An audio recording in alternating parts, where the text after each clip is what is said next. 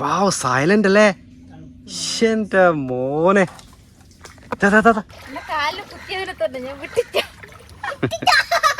ഉണ്ടാക്കിയതാട്ടാ.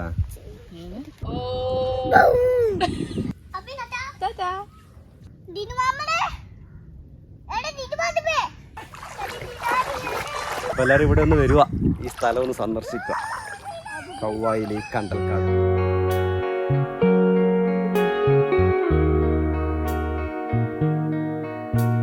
കണ്ടൽക്കാടിന്റെ ഇടയിൽ കൂടി നമ്മൾ പോകാൻ പോവാണ്. ഇതാ കണ്ടൽക്കാടിന്റെ വലുപ്പം നമ്മള് ഇപ്പൊ കാണാം. അതില് പോകാൻ പറ്റൂടാ? പറ്റും. ഇതാണ് മക്കളെ കണ്ടൽക്കാട്. കണ്ടൽക്കാടിന്റെ ഉള്ളിലേക്ക് നമ്മൾ കയറുവാണ്. കണ്ടൽക്കാടിന്റെ ഉള്ളിലേക്ക് കയറാൻ പോവാണ്. ഇതാ ഭീകരമായ മരമാണിത്. നമ്മളെ ഒരാളുടെ വലുപ്പം കണ്ട ഇത്രയും വലുപ്പമുണ്ട്. ഇതാ വൈഡായിട്ടിനുള്ള ഇതാ കണ്ടൽക്കാടിന്റെ ഉള്ളിലേക്ക് കൂടി പോകുന്ന നമ്മള്. വാവ് സൈലന്റ് അല്ലേ?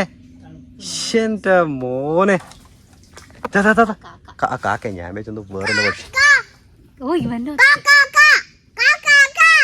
എക്കോ അടിക്കുന്നത്. കാരണം നമ്മളൊരു സ്റ്റുഡിയോന്റെ ഉള്ളിൽ കയറിയ പോലത്തെ ഒരു അവസ്ഥ.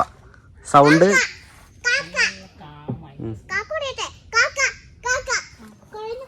കണ്ട. സത്യം പറഞ്ഞ ഇത്രയും സൂപ്പർ സ്ഥലം ഇതാ ഞാൻ ഇന്ന് അറിയുന്നത് കേട്ടാ. ഇത്ര കാലായിട്ട് ഞാൻ ആദ്യം രാത്രിയല്ലേ. അപ്പൊ നിധി ഇറങ്ങുന്നുണ്ട്. ഇത്രയുടെ വലിപ്പമുള്ളൂ. ഇത്രയേ ഉള്ളു അല്ലേ? അപ്പൊ ഇതിന് ഇറങ്ങേണ്ട വരും.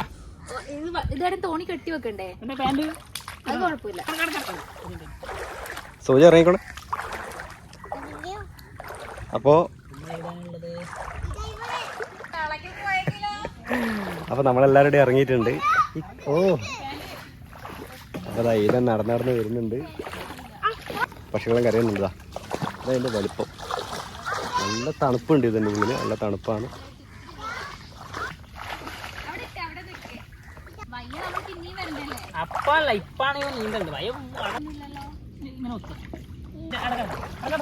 ഓനങ്ങനെ കിടക്കാൻ തോന്നില്ലടോ.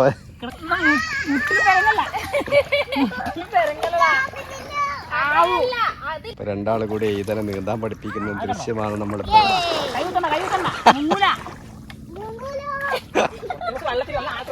ശരിക്കും എനിക്ക് ഈ സ്ഥലം കാണുമ്പോൾ ഓർമ്മ വരുന്നത് ഈ പണ്ട് അനാക്കോണ്ടലുള്ള സിനിമ കാണലുണ്ടായിരുന്നു. അപ്പോൾ ആമസോൺ കാർഡിലെല്ലാം ഇതുപോലെയുള്ള സംഗതി എല്ലാം കണ്ടായിട്ട് ഓർമ്മയുണ്ട്. അപ്പോൾ ഈ സ്ഥലം കാണുമ്പോൾ അങ്ങനത്തെ ഒരു സിനിമയാണ് ഓർമ്മ വരുന്നത്.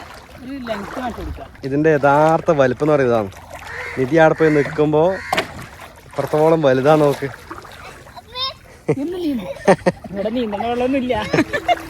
ഇത്രയും വലുത് ഒരു മനുഷ്യൻ അവിടെ നിൽക്കുമ്പോൾ അത്രയേ ഉള്ളൂ.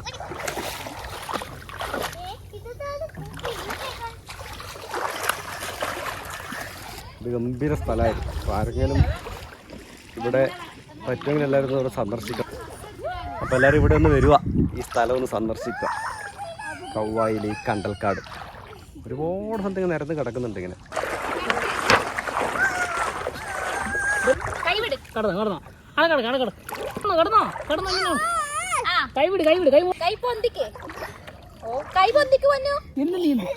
ഇവിടെ നീന്തണ വെള്ളമൊന്നുമില്ല.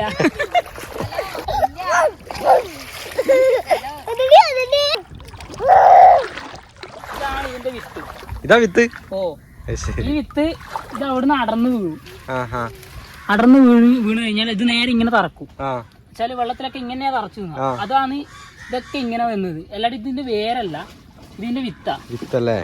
ഇത് നമ്മൾ ചെറുപ്പകാലത്ത് പറയുമ്പോ ഇത് ഇങ്ങനെ ചെറുതായിട്ട് ഇങ്ങനെ നട്ട് ചെറിയ ചെടിയാണ് ഉണ്ടായത്. അപ്പൊ നമ്മള് ദൂരത്തൊക്കെ നമ്മളെ വീട് കുറച്ചെടുത്താണ്. അപ്പൊ അവിടെ നിന്ന് ഇങ്ങനെ നോക്കുന്ന സമയത്ത് ചെറിയ ചെടിയാ. പിന്നെ ഇത് ഓൾമോസ്റ്റ് ഇത് ഏകദേശം പുഴേൻ്റെ പകുതി ഭാഗം ഉണ്ടായിരുന്നത്. പിന്നെ അത് ഈ മണൽ മാഫിയ വന്നിട്ട് ഇങ്ങനെ മണ്ണെടുത്ത് അവസാനം ഇതൊക്കെ ചെടിയൊക്കെ നശിപ്പിച്ചു. അപ്പം ഈ ഒരു ഭാഗത്ത് പറയുമ്പോൾ തൊട്ടപ്പുറം മാടക്കാല പറഞ്ഞ സ്ഥലം, തൃക്കരിപ്പൂർ ഏരിയ, അതായത് കാസർഗോഡ് ഡിസ്ട്രിക്റ്റ്. അതിപ്പോൾ ഇവിടുന്ന് ആൾക്കാർ ശ്രദ്ധിക്കും.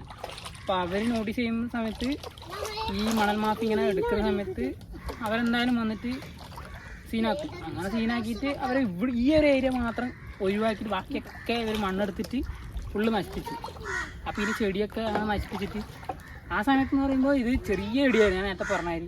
പിന്നെ ഇത് ഇത്ര വലിയൊരു സംഭവം നമ്മൾ വിചാരിച്ചിട്ടേ ഇല്ല. അപ്പോൾ ഏകദേശം ഒരു 6-7 ആളെ ഹൈറ്റ് ഉണ്ടാവും ഈ ചെടിക്ക്. ദൂരത്ത് നിന്ന് കാണുമ്പോൾ നമുക്ക് മനസ്സിലായി ചെറുതായിരിക്കും, പക്ഷെ ഇവിടെ എത്തുമ്പോൾ അതിൻ്റെ ഒരു സീൻ നമുക്ക് മനസ്സിലായി. അപ്പം അങ്ങനെ ഇതിൻ്റെ ചെറുപ്പത്തെ നമ്മൾ കണ്ടിട്ടുണ്ട്. ചെറിയ കുട്ടിക്കാലത്ത് നമ്മൾ ഇതൊക്കെ കാണുന്നതാണ്. ചെറിയ ചെടി ഉണ്ടാകുന്ന സമയത്ത് ഏകദേശം ഒരു 25, എനിക്കിപ്പോൾ 25 വയസ്സായി. അപ്പോൾ ആ സമയം ചെറുപ്പത്തെ ഞാനിതിങ്ങനെ കാണുന്നുണ്ട്. 25 കൊല്ലം കൊണ്ടായി വലുതായിട്ടുണ്ടാവും ഏകദേശം അല്ലേ? അതായി അത്ര തന്നെ ചെറുപ്പത്തിലേ ഇത് കാണുന്നുണ്ട്. അപ്പോൾ ഇപ്പാണ് ഇതിൻ്റെ സൈസൊക്കെ ഓൾമോസ്റ്റ് ഇത് പുഴേൻ്റെ പകുതി ഭാഗങ്ങൾ ഉണ്ടായിരുന്നു. ഇവർ ഈ ഇങ്ങനെ മണ്ണെടുത്തിട്ടാണ് ഈ സംഭവം പോയത്.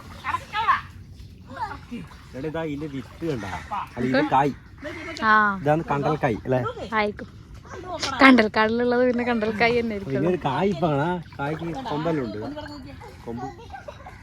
അതന്നല്ലേ ഇത് നീണ്ടു വരുന്ന നിധി നേരത്തെ പറഞ്ഞു. ഇതിൻ്റെ ഉള്ളിലേക്ക് നമുക്ക് കൈ കടത്താനൊന്നും അവർ അത്രയും നിമിടമായിട്ട് ഇടതൂർന്ന് ആണ് ഇതിൻ്റെ വേരുള്ളത്. വേരാണ് ഇതിൻ്റെ തണ്ടാണോ എന്താണെന്ന് അറിയില്ല. അത്രയും നിമിടമായിട്ട്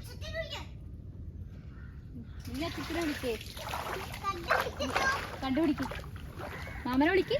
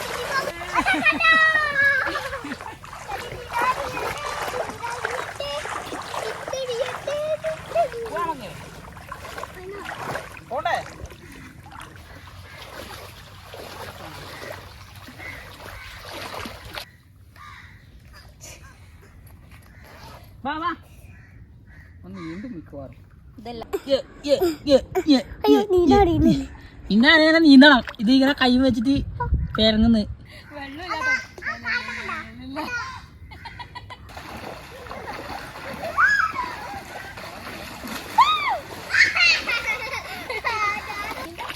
നമ്മളെ തോടി എവിടെ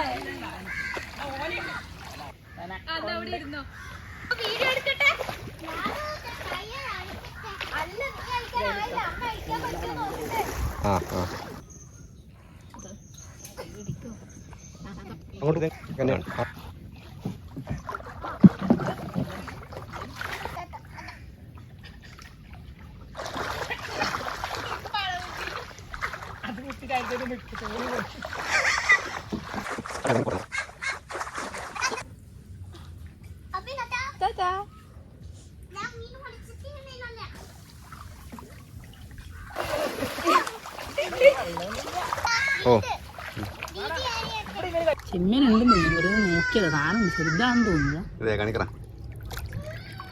എടാ അതെല്ലേ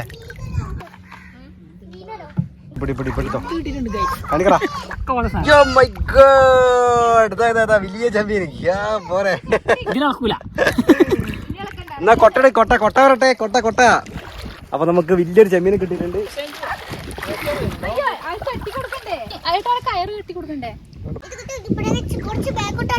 ഇത് കാറല്ല, ഇത് വേക്കോട്ടെ എടുക്കേ.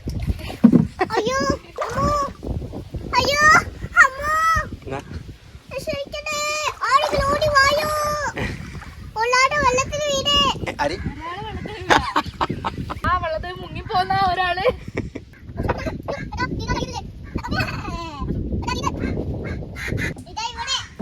ഇത് തോണി ഒഴിയുന്നുണ്ട്. കാലിന് തറച്ചത് അവിടെ തന്നെ ഞാൻ ചവിട്ടി പിടിച്ചത്. കിട്ടി ചെറുതാണ്. എന്നെ കാലില് കുത്തിയതിനെ തന്നെ ഞാൻ വിട്ടിച്ച. ഇതാ കുഞ്ഞാ ചെമ്മിച്ചേ. ഓ ഇല്ല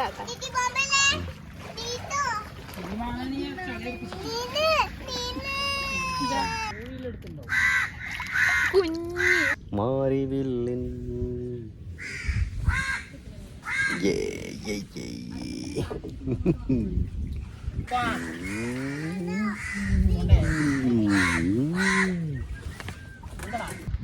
എല്ലാരും ഗ്രൂപ്പ് സോങ് ഇത് കളിക്കുന്നത് ഇങ്ങനെ സ്റ്റെപ്പ് ഇട്ട് കളിക്കുന്നത് കണ്ടിട്ടുണ്ടോ? എടാ വടി വിടട മോനെ വടിനെ കൊണ്ടാവൂല. അത് അമ്മേനെ ചെമ്മീൻ കുത്തിയതാ. ചെമ്മീൻ കുത്തിയോ? ഓ അത് ശരി. എനിക്കല്ലേ വേദന കിട്ടിയേ. അപ്പൊ നമ്മള് കണ്ടൽ കാടുകളോട് താൽക്കാലികമായിട്ട് വിട പറയുകയാണ്. ഇത് കഴിഞ്ഞാൽ ഇപ്പോഴത്തെ തുഴ സാധനം എടുത്ത് കൊടുക്കുവാനെ, എന്തൊക്കെ എടുത്ത് കൊടുക്കുവാനെ തുഴ സുഖിയ.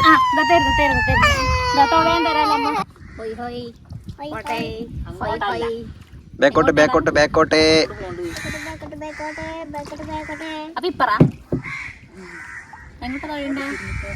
നമ്മള് കണ്ടലിനോട് വിട പറയാണ്. കൗവായിലെ കണ്ടൽക്കാട് അല്ലേ? അപ്പോൾ ഇത് ഒരുപാട് സമയം ചെലവഴിക്കാൻ പറ്റിയില്ല. ഇതിനിവിടെ ഭയങ്കരമായിട്ട് വെള്ളത്തിലൊക്കെ കളിച്ച് ഇതിന് മടുത്തു തോന്നില്ല. മടുത്തിട്ടല്ല, ഇവിടെ നിന്നാൻ പറ്റില്ല, അവിടെ പോവാം. ഇതിന്റെ വിചാരം ഈ വെള്ളം എല്ലാം അങ്ങനെ ഇറങ്ങാൻ പറ്റുന്ന വിചാരം. കണ്ടലിന്റെ അവിടെ കുറച്ച് ആഴം കുറവായിരുന്നു, നല്ല സുഖം ഉണ്ടായിരുന്നു. ഇനി നമ്മൾ ഉച്ചയ്ക്ക് ശേഷം ഇടമ്പക്ക വരുന്നുണ്ട്, പിടിക്കുന്നുണ്ട്. അപ്പം അതിന് ഒരുപാട് ജനങ്ങൾ അവിടെ സൈഡ് മൊത്തം ഇവിടെ ചാകര അടങ്ങിയിട്ടുണ്ട്. എന്നാൽ ചാകരയായിട്ടുണ്ട്, ചാകരയായിരുന്നു ഇപ്പോൾ ഇന്ന് ഇളമ്പകന. അപ്പോൾ ഒരുപാട് ജനങ്ങൾ വന്നിട്ടുണ്ട്. അപ്പം അതിൻ്റെ ഭാഗത്ത് നമ്മൾ വന്നത്, അപ്പം അതിൻ്റെ വീഡിയോ ഉണ്ട്. എടാ ഇതാ അവിടെ കണ്ടൽക്കാടിൻ്റെ അടുത്ത് ഇറങ്ങിയവരോട് ഇറങ്ങാൻ പറ്റില്ല. രാജ തുഴയുന്നുണ്ടാ, പക്ഷെ നല്ല താളത്തിൻ്റെ അടുത്ത് തുഴയുന്ന. എവിടെ എന്ത് കളിയായത്? ഇത് ആരുള്ള സ്ഥലമായത്? കപ്പലാ. ഇറങ്ങ ആയില്ല, കുറച്ചവിടെ എത്തും. കൊറേ മുള്ളംമുടിയൻ കുട്ടപ്പൻ.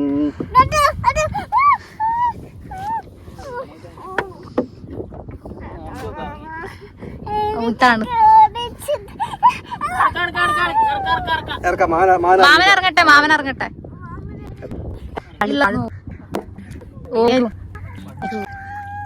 നിക്കാൻ കഴിയില്ല.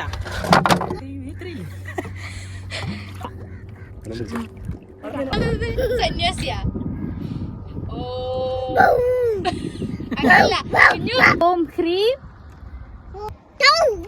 അതല്ല സ്വാഗ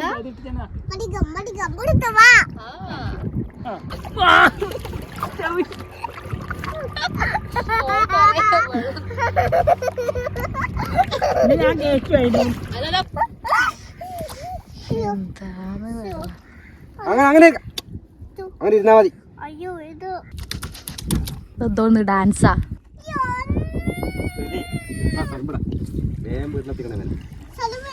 കാണിച്ചേ ആ ബോട്ട് കയറാം.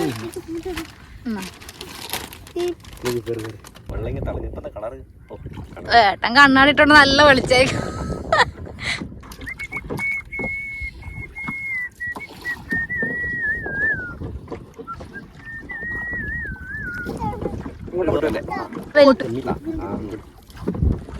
ആ കാണുന്നത് ഒരു ദ്വീപാണ്.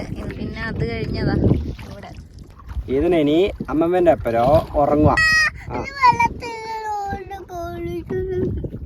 മതി, ഇത് നല്ലോണം വെള്ളം തിമിർത്ത്. ഇവിടെ കൊറേ നമ്മളെ നാട്ടിലുള്ളവരെന്നെ ഓരോ പേര് ഇട്ട് വെച്ചിട്ടുണ്ട്. കൊച്ചത്തുരുത്ത്, പിന്നെ മറ്റേതേതാ പൊന്നു ആൾത്താമസം ഉണ്ടായിരുന്നു. ഇപ്പോഴും ആൾത്താമസം ഉണ്ട് അല്ലേ? ആ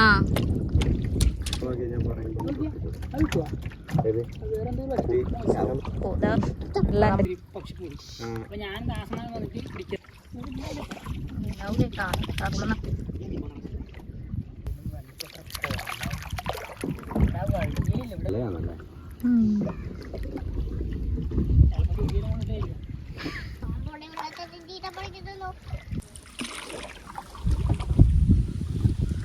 അപ്പോൾ നമ്മളങ്ങനെ കരയിലേക്ക് എത്തി.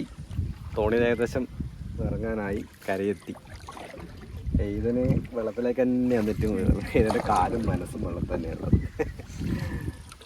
ഫോണ് അതെ ചെയ്യില്ല. നീതി തളഞ്ഞിട്ടാണ് ഉള്ളത്. കളറെന്താ?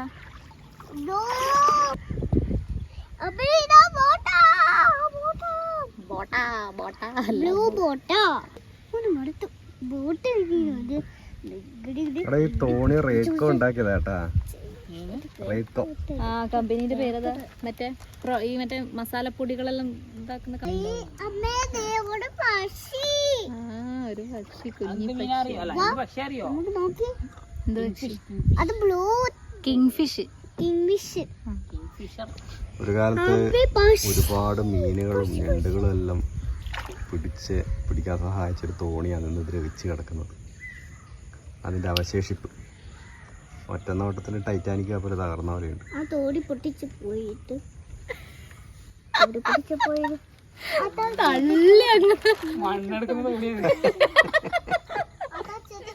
ഇപ്പൊ ഉപയോഗിക്കുന്ന ഇല്ല ഇപ്പൊ ഞാൻ പറഞ്ഞേ.